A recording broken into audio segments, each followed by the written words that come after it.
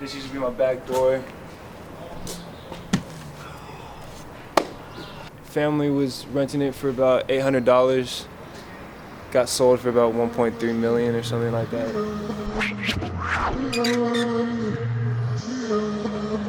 My name's Kai. I'm a 20-year-old native from the Mission District. This is where we are right now, Mission District, San Francisco, California, Bay Area, United States. The Mission for me, the Mission is home for me, cultural center of my influences.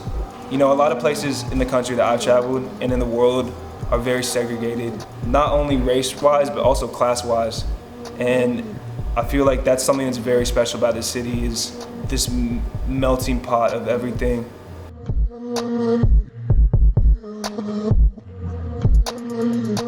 The wealth is directly related to people's displacement from their homes, and that's what happened to me and my family. My family was evicted twice, once in 2005 from the Mission District and once in 2008 from the Richmond District.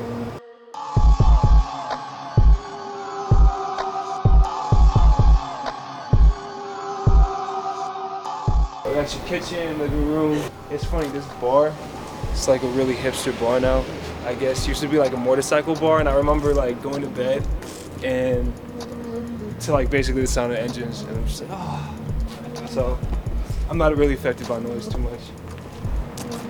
That was my bedroom window. This corner is completely different though. This used to be a Latino bakery called Mi Rancho, where everyone in the neighborhood used to come, and now it's luxury condos as well, and a luxury salon, that's just the way it is, I guess. I just remember like being in my house and having to stay in my room while people are like going through the house and opening closets and opening like doors and checking the house out. Having to be unseen, being told by my mother that I'm not supposed to be here right now. 20th and Mission, not a lot has changed. It's beautiful because a lot of it hasn't changed, and I feel like looking around, like, so there's certain moments when I walk around, I'm just like, this is my neighborhood. I have no idea what that is. So we're about to turn on the Clarion Alley, one of the craziest streets probably in the world, in my opinion. I remember that as a kid. I used to have nightmares about that. That was like the scariest piece to me as a kid. I don't know why, but there's something about that tripped me out. My family used to live on the street before I was born, down the street. But that building got torn down. This is kind of the ideal world, in my opinion.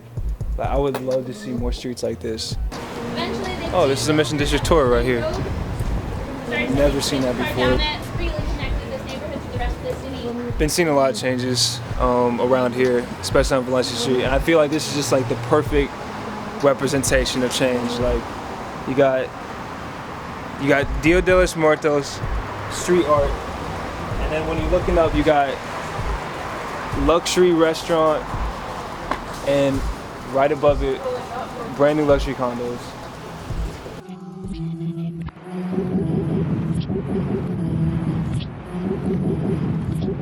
We're gonna turn from Valencia Street onto Mission Playground between 19th and 20th. AstroTurf section that was established by City Fields and like Parks and Rec and stuff used to be complete cement, and locals were always playing on it before then. And I feel like not until it got nice did the permits start coming. Yo, you don't understand. It's not about booking the field. It doesn't matter. This field has never been booked. Okay. You don't understand. This field has never been booked. The last 3 years. How long have you been in the neighborhood, bro? How long have you been in the neighborhood? Who gives a shit who? Over a year. Who cares about the neighborhood? Oh my God. The argument was basically between like neighborhood kids and tech workers coming in with an idea that they had a right to play and kick us off the field. I think a lot of Americans right now can relate to the issues of space and whose space is it, and the fight over who belongs here. Instead of deciding to play with us, they decided to take this half the field, and the rest of us played over there. So there is still like this segregation of people, people that feel that they are a part of the community without showing that they're a part of the community. I think if those tech workers, if people take their nose out of their phone quite literally and look into the real world, we would have been playing together.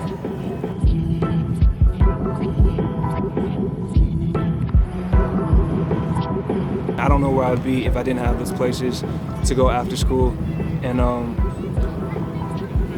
I don't want to think about where I would be. I know that these kids need this place. You know, I know that this community needs places like this. If you know something's wrong, you can't just accept it for what it is. And if you know that yes, there's a law in place that shouldn't be in place, change it. People forget the community is only relevant because of people. So when you're displacing all the people in the community, it's like, where does that culture go? Where does that community go? Yeah.